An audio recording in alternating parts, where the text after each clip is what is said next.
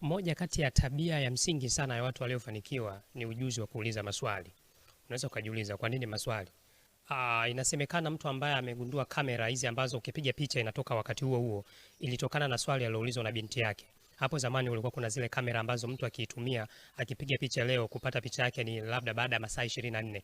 Lakini binti yake akamuuliza siku moja, baba, kwa nini hii kamera kila tukipiga picha inabidi tusubirie muda mrefu? Kwani hakuna namna inawezekana tukapata picha siku hiyo hiyo?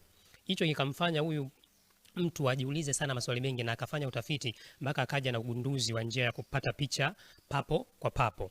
Lakini pia vile vile inasemekana Isaac Newton wakati huo yuko shule anasoma chuo kule England, inasemekana alikuwa amekaa chini ya mti wa apple, na apple lilipoanguka akajiuliza kwa nini limeanguka chini, kwa nini halikwenda juu, na swali hilo liliibua masuala ya utafiti kuhusiana na force of gravity, na mpaka leo tunajua masuala ya kani ya mvutano kwamba kitu chochote kikirusha juu lazima kirudi chini.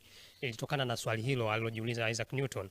Lakini vile vile mwanasayansi maarufu Albert Einstein, nimewahi kusikia kwenye nukuu yake moja aliwahi kusema kwamba ikitokea amepewa lisali moja la kutatua tatizo lolote, atatumia dakika 55 za kwanza kujiuliza maswali sahihi yanayohusiana na hilo tatizo, alafu dakika 5 tu ndo zinazobaki ndo atazitumia kutatua hilo tatizo, kwamba maswali atakayojiuliza yatamrahisishia kupata majibu ya hilo tatizo. Kwa hiyo unaona kabisa watu influential figures kama hawa ambao wamefanya uvumbuzi mkubwa ilitokana na ule ujuzi au tabia ya kujiuliza maswali.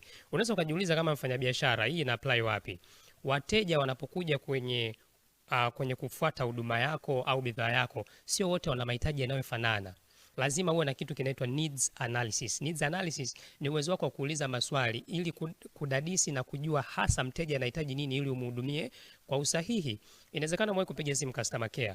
Je, walikwambia tu umepiga sawa tutakufanyia hiki na hiki na hiki? Hapana, haiwezekani. Lazima watakuuliza maswali fulani ili iweje? Ili waweze kugundua hasa unahitaji kitu gani na wakuhudumie kwa usahihi.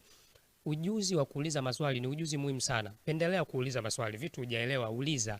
Usiogope kuonekana kilaza au uelewi, kwa sababu siku zote watu wanaouliza maswali ndio wanaweza kuunlock mambo makubwa ambayo watu wengi walikuwa hawafahamu, kama mifano hii niliyokupa. Kwa jenga hii tabia ya kuuliza maswali hata tu kwenye mazingira yanayokuzunguka. Wateja wako unaweza tu kuwauliza, ni huduma gani umependa? Kwa nini uliamua kununua kitu hiki kwangu? Kwa nini sio kwa wengine? Ni kitu gani niendelee kukifanya zaidi kwa ubora kuliko jana ambacho unadhani kitaniongezea wateja wengine? Je, unaweza ukanirecommend kwa wateja wengine au rafiki zako? Yaani maswali tu yale madogo madogo ambayo hata Google ChatGPT inaweza kukusaidia kuyapata, unaweza ukauliza na ikakusaidia kuongeza hatua au kitu fulani kwenye biashara unayoifanya.